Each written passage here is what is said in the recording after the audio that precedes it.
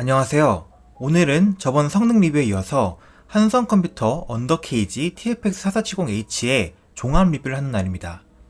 저번 성능 리뷰에서 언더케이지는 1.1kg짜리 노트북이라고는 믿기 어려울 만큼 훌륭한 CPU 성능과 발열 제어를 보여줬습니다. 하지만 마지막에 제가 노트북은 스펙이 전부가 아니라는 말도 덧붙였죠. 따라서 오늘은 스펙 이외에 다른 측면에서의 한성 언더케이지 리뷰를 해보도록 하겠습니다. 한성 언더케이지는 중국 칭화 통팡에서 ODM 방식으로 생산한 노트북입니다. 중국에서는 매크레보 S2 에어라는 이름으로 약간의 색상 차이만 두고 팔리고 있고, 찾아보시면 디자인이랑 스펙이 완전 동일한 것을 확인할 수 있을 겁니다. 참고로 올데이롱은 매크레보 코드 01이랑 동일한 제품입니다. 스펙을 다시 한번 리뷰해보면 CPU는 AMD 라이젠 르누아라 4800H를 사용했습니다. 노트북용 CPU는 기본적으로 저전력의 U와 고성능의 H로 나뉘게 되는데, 보통 무거운 게이밍이나 작업용 노트북에 들어가는 H 버전의 CPU가 이 작은 1.1kg짜리 노트북에 들어갔습니다. 다만 별도의 GPU는 사용하지 않았고, 대신 4800H 내장 그래픽인 베가 7 내장 그래픽을 사용합니다. 16기가 듀얼 채널 DDR4 3200MHz 램, 500기가 디램리스 NVMe SSD, 14인치 sRGB 98% 디스플레이, 46.7Wh 배터리, 와이파이 6를 지원하는 AX200 랜카드, 1.1kg의 무게를 스펙으로 가지고 있습니다. 제가 구매한 가격은 윈도우 미 포함 모델 87만원이었습니다. 배터리 정도를 제외한다면 겉으로 보이는 스펙에 허점은 보이지 않습니다. 그럼 내부를 한번 열어보죠. 합판을 열면 우선 우리를 반겨주는 것은 투펜, 투히트 파이프 구성의 쿨링 시스템입니다. 이 무게 노트북에서 보기 어려운 수준의 쿨러죠. 그런데 팬이 생긴 모습이 상당히 독특합니다. 쿨링팬 하나는 팬 가이드가 보이게, 하나는 안 보이게 배치가 되어 있습니다. 어떤 분들은 오른쪽 팬을 반대로 끼웠다고 말씀하시는데, 사실 양쪽 팬 날개의 방향 자체는 맞습니다. 그런데 보통은 양쪽 다 팬 가이드가 보이든 양쪽 다 보이지 않든 둘 중 하나인데, 동일한 펜을 앞뒤만 뒤집어서 사용했는지 이렇게 보이네요. 근데 사실 어떻게 끼웠든 간에 별 문제가 생기지 않으면 상관없는데, 저번 영상에서 말씀드렸던 것처럼 여기 오른쪽 펜이 있는 위치에 노트북 합판을 눌러보면 쿨링팬과 합판이 맞닿아서 합판이 갈리는 소리가 들립니다. 저 같은 경우 왼손으로 펜이 있는 부분을 손가락으로 잡고 한 손으로 들어 올리면 펜이 갈리는 정도가 아니라 펜이 눌려서 한쪽 펜이 완전히 멈추어 버리는 수준이었습니다. 어떤 분들은 자기 언더케이지에서는 이런 현상이 나타나지 않는다고 댓글 달아주셨는데, 솔직히 약간 믿기 힘듭니다. 왜냐면 이 노트북은 합판이 눌렸을 때 펜과 맞닿을 수밖에 없는 구조거든요. 다른 노트북들에서는 왜 이런 현상이 잘 나타나지 않는가 하면 어떤 방식으로든 펜과 합판 사이의 공간을 떨어뜨려 놓았기 때문입니다. 예를 들어 제피러스 G14는 펜 흡기구 부분의 합판을 이렇게 보강을 해 놓았고, HP NBX360은 쿨링팬 쪽에 이렇게 돌기 같은 게 달려 있어서 합판과 펜 사이를 떨어뜨려주고 있습니다. 따라서 언더케이지의 펜 갈림 이슈를 해결하는 방법은 생각보다 간단합니다. 쿨링팬 쪽에 미끄럼 방지 패드 같은 걸 붙여서 합판과 펜 사이의 공간을 떨어뜨려주면 거의 해결이 되죠. 이거 다이소에서 1000원에 파는 거니까 직접 사서 해보셔도 좋습니다. 그 외에는 2개의 램 슬롯은 다 교체할 수 있게 되어 있고, 랜카드와 SSD도 전부 교체 가능합니다. 배터리 양쪽에 그다지 크지 않은 스테레오 스피커가 있고요. 그럼 다음은 외관 디자인 쪽을 보겠습니다. 사실 아무 로고도 달려있지 않고 평범한 디자인이기 때문에 무난하다고 평가할 수도 있겠는데요. 겉부분의 질감이 좀 거칠고, 분명 재질은 알루미늄인데 은색으로 도금한 플라스틱 느낌이 좀 납니다. 고급스러운 느낌은 아니라는 소리죠. 그리고 셰시 자체도 그렇게 단단하지 않습니다. 무게를 줄이기 위해서인지 굉장히 얇은 알루미늄 판을 사용하였기 때문에 상하판의 휘어짐과 눌림이 상당한 수준입니다. 잘 휘어진다고 해서 반드시 내구도가 나쁜 건 아닙니다만, 아무래도 한성이 그동안 쌓아온 이미지라는 게 있다 보니까 장기적인 내구도에는 물음표가 붙습니다. 그래도 확실히 1.1kg은 가볍긴 하네요. 포트 구성은 오른쪽에는 파워잭, HDMI, USB-A 3.0, USB-C 3.0 포트가 있습니다. HDMI는 한성 컴퓨터에서 2.0으로 표기했다가 나중에 1.4로 표기를 수정한 부분이 있죠. USB-C 포트의 경우 PD 충전을 지원하긴 하는데, 집에 있는 충전기 중 60W짜리로는 충전이 안되고 65W짜리로는 충전이 되는 것으로 보입니다. 공식 지원 전류는 90W라고 합니다. USB-C 디스플레이 알트 모드 지원은 안됩니다. 왼쪽에는 켄신 턴락, 유선 램 포트, USB-A 2.0, USB-A 3.0, 그리고 헤드폰 잭이 있습니다.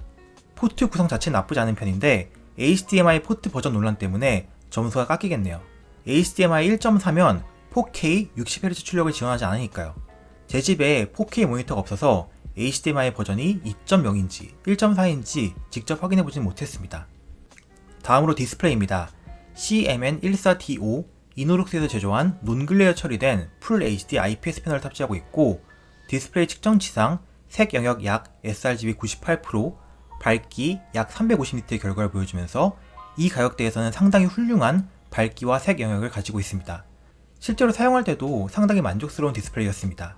르누아르 CPU를 탑재한 울트라북들이 지금까지 디스플레이, 특히 색 영역이 좋은 제품들이 거의 출시되지 않아 디스플레이를 사설에서 교체해가면서까지 쓰기도 했던 이 상황에서 이 정도 좋은 디스플레이는 언더케이지가 분명한 상대적인 우위를 가지는 부분입니다.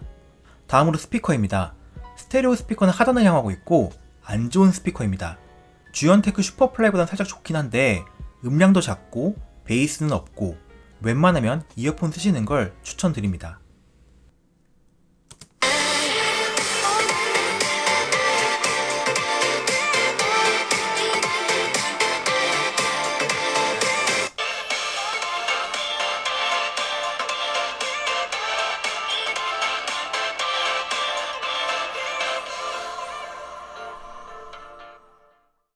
다음으로 키보드입니다.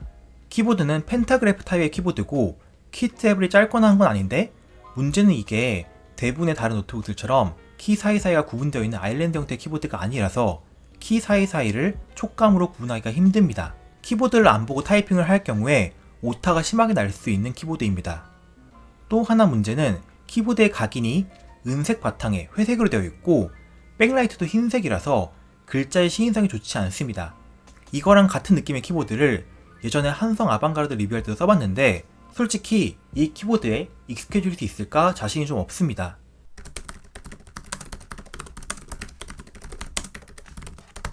거기다가 키랑 키 사이의 공간도 열려 있어서 먼지나 부스러기들이 안쪽에 쉽게 들어가지 않을까 하는 걱정도 있고요. 이건 언더케이지랑 올데이롱 공통적으로 가지고 있는 문제입니다. 그리고 또 키보드의 숫자 6과 7 사이 정도의 위치에서 키보드가 살짝 불룩하게 튀어나와 있습니다. 이게 사람에 따라 정도의 차이는 있지만 언더케이지가 공통적으로 가지고 있는 문제라고 합니다. 영상에서 제대로 보이는지 모르겠지만 이건 실제 사용성 문제보다도 겉으로 보기에 우글우글해 보이는 것이 문제입니다. 트랙패드의 경우 크기는 제법 크지만 플라스틱 재질로 촉감은 그다지 좋지 않습니다. 그리고 터치패드 유격이 좀 심해서 살짝 건드려보면 달그락거리는 소리가 들립니다. 터치패드 클릭도 깔끔하지 못하고 좀 찌걱대는 느낌이 있고요. 별로 쓰고 싶지 않은 터치패드입니다.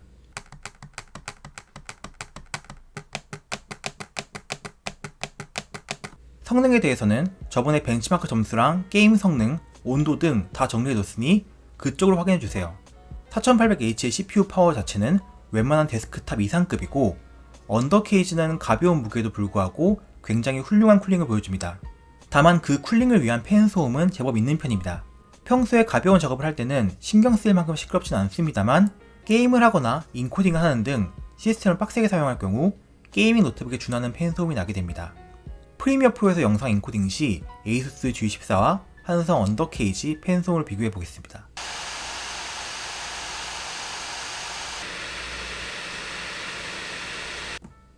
그리고 성능에 대해서는 좀 더 할 말이 있습니다. 언더케이지는 CPU 성능은 뛰어나지만 GPU 쪽은 외장 그래픽을 탑재하고 있지 않기 때문에 아무리 배가 7 내장 그래픽이라고 해도 그렇게 뛰어나지 않습니다. 그런데 CPU는 작업용, GPU는 게임용이란 말을 듣고서 언더케이지랑 올데이롱을 CPU가 좋으니까 영상 편집 작업용으로 사야지 하는 사람들이 생각보다 많더라고요. 이건 틀린 생각입니다. 몇 년 사이에 여러 종류의 작업에서 GPU의 중요성이 굉장히 많이 올라왔기 때문에 외장 GPU를 탑재하지 않은 컴퓨터는 그 활용성이 제한됩니다. 성능 리뷰에서 정리했지만 4800H에 내장 그래픽을 탑재한 언더케이지의 프리미어 프로 인코딩 타임은 4800HS에 GTX 그래픽을 탑재한 G14의 인코딩 타임의 10배가 넘습니다. 그뿐 아니라 편집 과정에서의 끈김과 쾌적함 역시 비교가 안 될 수준으로 언더케이지가 구립니다. 왜 이런 일이 생기냐 하면 프리미어 프로나 다빈치 리졸브 등 대표적인 영상 편집 프로그램들은 GPU 가속을 사용하고 특히 프리미어 프로는 엔비디아에 최적화되어 있기 때문입니다. GPU는 또 영상 편집뿐 아니라 각종 3D나 그래픽 툴, 오디오 처리, 빅데이터 처리나 AI 등에서도 중요하게 사용되죠. 예전에는 CPU 속도가 곧 렌더링 속도였다면 현재는 GPU가 CPU와 비교할 수 없는 빠른 속도로 렌더링을 수행하는 등 GPU의 중요성은 날이 갈수록 커지고 있습니다. 이런 작업용 GPU 부분에서는 엔비디아가 가장 뛰어난 모습을 보이고 있고 3D마크 그래픽 점수와는 별개로 작업용으로는 MX250이나 MX350 정도의 보급형 엔비디아 그래픽이 배가 내장 그래픽보다 더 뛰어납니다. 자꾸 강조하는데 제 경험상 프리미어 프로를 쓰는 데 있어서는 4800H CPU의 내장 그래픽 조합보다 아무 저전력 CPU에다가 MX350을 조합한 것이 몇 배는 쾌적합니다. 그리고 3D마크 점수랑 별개로 또 전반적인 게임 성능 역시 별도의 그래픽을 탑재한 쪽이 더 뛰어나고요. 강력한 CPU는 물론 프로그램 구동을 빠릿빠릿하게 하고 대용량의 엑셀 파일이나 대용량 2D 도면 작업, 코딩 작업 등에서 유리한 점이 있겠지만 글쎄요, 특수한 상황이 아니라면 단순히 강력한 CPU 성능 하나만 보고 이 노트북을 구매하는 건 저는 좀 말리고 싶습니다. 썬더볼트 3 포트가 있어서 외장 그래픽을 연결할 수 있는 노트북이라면 또 완전 얘기가 달라지겠지만 이 노트북은 썬더볼트 단자가 없죠. 배터리 용량은 46.7Wh로 크지 않았지만 밝기 50%, 음량 30%, 풀 HD 60fps 유튜브 라이브 아카이브를 연속 시청하였을 때 6시간 정도 배터리가 버텨줍니다. 전력 소모가 큰 HCPU를 탑재하여 배터리 타임이 짧을 거란 예측을 하는 사람들도 많았지만 사실 부하가 많이 걸리지 않는 작업을 하는 경우 르누아르는 U나 H나 비슷한 전력 소모를 하는 것으로 보입니다. 고사양 작업 시에는 물론 HCPU 쪽이 배터리 타임이 짧겠죠. GTA5 화면 밝기 100%를 플레이 시 1시간 정도밖에 배터리가 버텨주지 못합니다. 그럼 정리하겠습니다. 언더케이지의 장점과 단점은 꽤 명확합니다. 장점은 뛰어난 CPU 성능과 쿨링 성능을 1.1kg이라는 아주 가벼운 무게에 담을 수 있었다는 점, 그리고 다른 르누아르 울트라북들과 달리 디스플레이의 품질이 상당히 좋다는 점입니다. 하지만 단점으로는 펜 갈림 이슈와 키보드가 불룩 튀어나오는 것, 터치패드의 유격 등에서 볼 수 있듯이 빌드 퀄리티에서 약점이 있고 키보드 자판 사이에 구분감이 없어 적응이 힘들고 터치패드 구리고 스피커도 구립니다. 그리고 단점이라고 하긴 좀 뭐하지만 외장 GPU를 사용하지 않았기 때문에 아무리 CPU가 좋다고 해도 용도는 제한된다는 점은 꼭 알고 있어야 하고요. 요약하자면 산티나는 중국산 노트북에 스펙만 높게 때려넣은 느낌입니다. 비슷한 가격에 레노버나 에이서 등의 외국 대기업 브랜드 노트북들은 더 좋은 빌드 퀄리티와 키감 등을 제공하지만 성능이나 디스플레이는 떨어지죠. 분명한 일장일단이 있습니다만 솔직히 전 다른 사람들한테 언더케이지를 추천할 자신이 없습니다. 스위프트 3 때는 디스플레이가 안 좋은 것만 참을 수 있으면 정말 괜찮은 울트라북이야 라고 추천할 수 있었는데 언더케이지는 CPU 성능이랑 디스플레이는 아주 좋아. 근데 아참 노트북 잘못 잡으면 펜의 하판이 갈려. 그리고 아참 알루미늄 재질이긴 한데 너무 얇아서 잘 휘어. 그리고 아참 키보드 구분감이 없어서 오타가 많이 나. 그리고 아참 키보드 중앙이 좀 튀어나와 있어. 그리고 아참 터치패드 유격도 있어서 덜 그럭거려. 그리고 아참 HDMI는 2.0이 아니라 1.4야. 그리고 아참 스피커가 상당히 구려. 그리고 아참 C타입 포트가 PD 충전이 된다고는 하는데 65W 이상만 지원해. 그리고 디스플레이 포트로는 사용 안 돼. 이런 식으로 출시하자마자 수많은 이슈들이 튀어나왔죠. 이런 걸 다 감수하고 CPU 성능 보고 사려는 분들은 말리지 않겠습니다. 사람들마다 노트북에서 중요하게 생각하는 요소는 다른 거니까요.